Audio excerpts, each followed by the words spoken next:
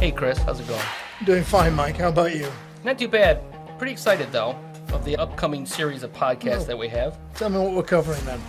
We're covering test cell design. So we'll cover approximately 9 podcasts, give or take, but it'll deal with anything from ground up test cell design, and the series of podcasts will home in on certain key areas that need to be considered when doing this or embarking upon a test cell. Sounds good then. So if we start off with this then, how do you work out if you really need a test cell? Good question. All I can do is relate to some of the personal experiences I've had, and sometimes you don't. So how do you determine that? Well, there's a lot of things that go into it, and you need to think about what you're testing, what kind of testing you're doing. You know, are there safety regulations? And typically there's safety involved with everything we do in life. There's some form of safety. Even if you're at home sharpening a lawnmower blade, you're going to wear safety glasses, hopefully. But you need to consider a lot of things to determine if you need a test cell. And in some circumstances, you don't. Maybe it's just an open floor area where you're spinning something. But typically, when you have a combustion engine, where you have that type of risk associated with fuel, heat. Yeah, you need some form of containment, some sort of limit, yeah. Yeah, so if you had a fire, how do you contain a fire unless you have a pretty intense fire suppression system out in the open, which is possible, but it's not practical. But anyways, yeah, that goes into it. Okay then, so if we presume then we need a test cell, we've got to have a room that contains the equipment, contains, as you mentioned, the fuel and everything else. Let's take it from there and talk about the test cell design. I guess the first part of that is to determine the layout of the cell. Yeah, what this is boiling down to is developing the specification. You have to design a test cell. You need to know what the specification is. You need to create that. And there's a lot of factors that go into it. So if you look at, back to your original question, do you really need a test cell? But let's be careful, or let's understand that a little bit better as we dive into this, because whether you need a test cell or not, you still have to think about all the things we're going to talk about. They still apply to some extent or another, but it does push you in a direction of specifics. So from a standpoint of a test cell or a non-test cell, let me back up, a non-test cell environment, if you look at the aerospace industry or aircraft industry, there's thrust test beds. Now, we working at Frood don't deal with thrust test beds too much. Right. But it's still in an environment that's somewhat a controlled environment. The jet engines on aircraft are fairly large in size. You don't normally see them in enclosed 4 walls and a ceiling. Normally it's in a fixture in the outside environment to house it, to hold the engine and measure the thrust of the engine. Yeah. It's still considered to be a type of test cell, but there's not 4 walls. So just to literally, no pun intended, ground us, let's talk about the related Well, I guess to be fair, you do have 2 walls.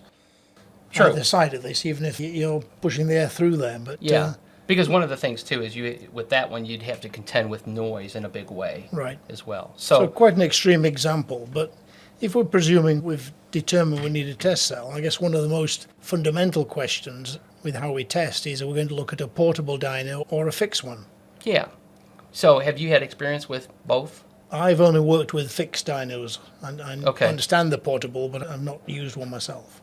So some of the obvious portable test cells are when you need something that is temporary, or you need something that is being put in a remote location, that it's easier to put it in that location, all self-contained, everything's on it. So all you really need to do is add power to it and go. Maybe it's a short-term project that's only going to last 2 years, and then you're never going to use it again. So you really don't want to make that significant investment. That's one of the scenarios. Another one will be is that I have experience with or had experience with is creating portable test cells because we needed to do end-of-line testing for one of the big 3 as they produced engines off the assembly line. So one of the requirements is we needed to have testing capabilities no less or no more than 10 miles away from their facility in New York. The only way to do that basically is create these sea container test cells or portable test cells to test these engines, and we needed to test quite a bit of them. So it was a minimal investment as compared to brick and mortar, and that was the reason portable was chosen at that time. Because afterwards, the test cells go away. So we can take those test cells, uproot them, and go to another location and start doing testing. Well, tell me, do we lose any functionality or accuracy or any other features by going portable compared to non-portable? Well, typically, the accuracy can be addressed one way or the other, portable or non-portable, to have the same level of accuracy. Where the constraints come into play is typically you're more in a confined environment.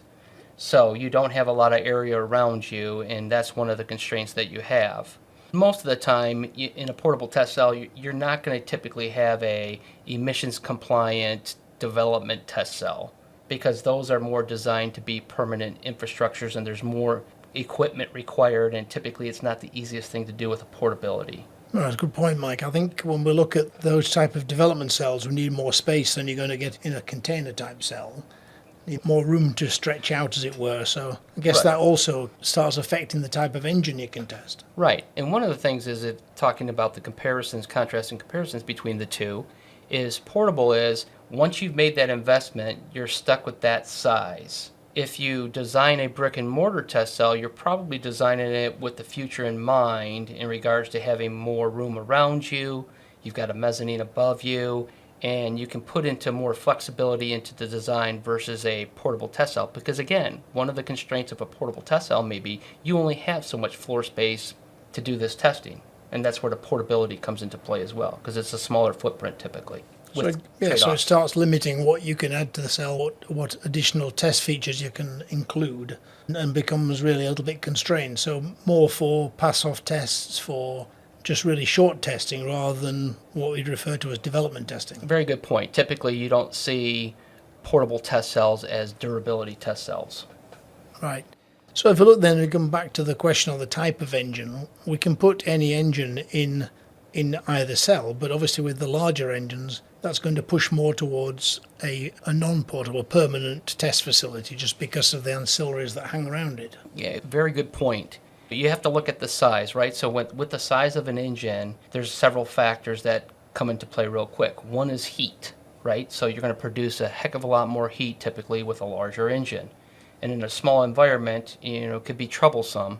But you've got the heat constraints, you've got the sheer vibration, rotational mass issues you need to work through in a portable environment, because you're going to be shaking that test cell pretty hard if you've got a large diesel engine in it, which you typically wouldn't do because it's not a portable type environment. Right. When you test engines like that. So the type of engine, right? Small displacement gasoline versus large displacement diesel. Just the physical size. Marine applications, for example, not the easiest to do from a portability perspective with that type of environment. Just depends on the size and types of engines, and it ranges, as you can imagine. Right. We talked about the type of testing as well, and I think the permanent test cell will obviously suit the development and the long-term testing more than a portable. So I think we've probably covered that one then. But as we go past these decision points, it starts to affect the budget.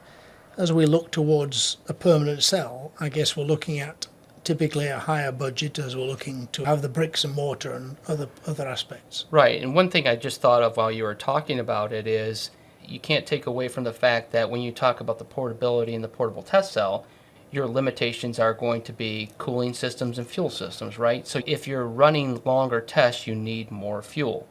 And it's not like you're going to be an environment where they already have an existing 20,000 gallon fuel tank sitting in the back of their facility or buried underground. So even in cases where I've seen two portable test cells stacked on top of each other, so use the top level as storage and the bottom level as the test cell, you're still limited then on what you can carry in that space. So you're right, the amount of fuel you could carry, the amount of coolant you can carry is still going to be limited. Right.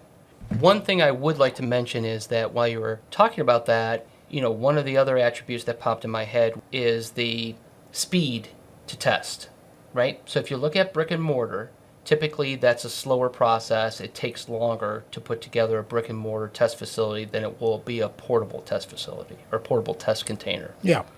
So if speed is what you need and a portability fits, then it's typically going to be quicker to test than a brick and mortar facility. One test facility I've had experience with was in Europe, where they had a number of portable test cells stacked up in a big rectangle, and they had, I think, 3 floors of test cells and about 5 across, and they would literally pull out a test cell if it failed or if they needed to change the engine. They'd take the test cell out, move things around and then plug it back in and keep testing. So even though we talk about temporary versus more permanent testing, there are still solutions where what is ostensibly a portable test cell can work well in a more permanent environment. Yeah, I agree. It comes down to best bang for your buck. Yeah. You can make a portable test cell come pretty close to brick and mortar, but you're going to pay almost what it takes to be brick and mortar. To get that far, yeah. And speaking of personal experiences, the largest experience I had was portable test cells. So I was involved with approximately 13 sea container test cells at the OEM's engine manufacturing plant. And we were running engines. We were taking engines 6 at a time off their assembly line and put them into the test cell without tools, testing it for a minute, pulling it back out again, and we were going through engines one every 3 to 4 minutes. That sounds like quite an test. experience to put that together. Quite a bit. Nice work, nice work. So which one has the greater regulation control, the portable or the permanent? I guess they're both covered by regulations. We're still going to be aware of health and safety. But in terms of regulations, do you see it as a greater requirement in one or the other? I think it can be. I think it's hard to sometimes separate it. I think the biggest thing that is geographical location, whether it's portable or non-portable. I think a lot of the same constraints will be in place based upon your geographic location. And when I say that, there's going to be local requirements, state requirements, government requirements. You're going to have permitting involved with permit to build, permit to operate, air permits from an exhaust emissions perspective. So you're going to have to deal with it to one extent or another. Again, we'll dive into it in future podcasts to more of the details behind whether you need it or not. Hopefully we can provide some more guidance around that. That's a good point. And I think the same comments and limitations occur when we talk about fire risk, fire safety, and also the noise aspects of a test cell. Yeah, exactly. So from a fire aspect, it's somewhat self-explanatory. You've got to protect for if you're running a combustion engine that utilizes fuel of one kind or another. The last thing you want is any type of safety event or emergency, but they do occur. It's the reality, and you want to make sure you're properly protected. You have to consider the suppression systems in case of a fire. You also have to take into account you're running engines and you're not inside the normal vehicle that they would be installed. So you've got engine exhaust noises, you've got test cell noises that have to be considered. And there are regulations, there are OSHA guidelines around that as far as exposure to noise. So you have to deal with air noise in regards to outside the building as well as inside the test cell itself and the control room. So it clearly is more of a challenge with the portable cell. If you're putting engine test equipment into a test chamber, still trying to fit everything else in to provide fair fire suppression and noise protection, you're really getting a lot of content in a small space, which I'm sure becomes a bigger challenge then. Yeah, absolutely. I mean, I can even stack on top of that. You have to then consider, that was just noise. We talked about fire noise, but then you talk the emissions aspect, which you have fuel. So once you introduce fuel, you need to have containment for fuel. You need to make sure that you have monitoring for fuel spills, engine exhaust. You need to make sure that you're complying with how much pollutants you're admitting into the air, and there are regulations around that. Wastewater. When you get rid of the water you're cooling, if you're recirculating the water, that's one thing. But if you have a cooling system and you have evaporation of the water, there are actually restrictions in some facilities that say, you need to understand how much water, chemically treated water, you're evaporating to the air. And that's getting into the nitty-gritty details, but that's a consideration. And then again, I brought up spill protection as well. And does that vary from location to location? I mean, I can see it varying from country to country because some countries have less regulations than others. But I think if we're talking within the US, for example, even different regions would have the same regulations for most of this, I would expect. There is. It's from one extreme to another. And a lot of this, like I said earlier, there's different levels of regulation. There's the local regulations, the state regulations, government regulations. When it comes to the local, some of them are driven by the local fire departments in regards to environmental health and safety. So they're the ones that have the ultimate say in regards to what the fire protection needs to be. Okay. They're definitely involved in the discussions in most circumstances I've been involved with. And I can imagine there's a preference with the fire people to go with the permanent test cell because the facilities can be more controlled and more comprehensive. And I think, short story, but for the areas that I've worked in, some of the municipalities had no experience with test cells and testing. So they relied on the owner to describe so they could understand better the risks associated with safety when it comes to fire and things like that. I spent a lot of time educating or informing the fire departments of what we're talking about, the fuel, how it's coming into the test cell, how we're protecting for it, what type of fire suppression system that we think it should be, and then getting their sign off on it saying, yeah, that's sufficient enough, or no, you need to add high hazard sprinklers on top of CO2 systems. Okay, then one of the sort of smaller aspects, although still very significant with the test cell, is the mechanical guarding. We're spinning objects at really quite high speeds at times, so we're going to need some mechanical guards to be in place to protect, be it for a portable or non-portable cell. Again, it's what you want your guarding to be. It's how you want to protect. Most people, when they see guarding in front of equipment, they sometimes think that it's to stop things from coming apart and doing more damage. Traditionally, guarding is meant to keep you from interacting or getting into a situation where you're at risk of your hand getting caught in something, whether it be a drive shaft or a hot engine. All these things need to be considered. Typically in test cells, when you're running, again, it's a future podcast, but when you're running, you need to just set up the rules to protect your people.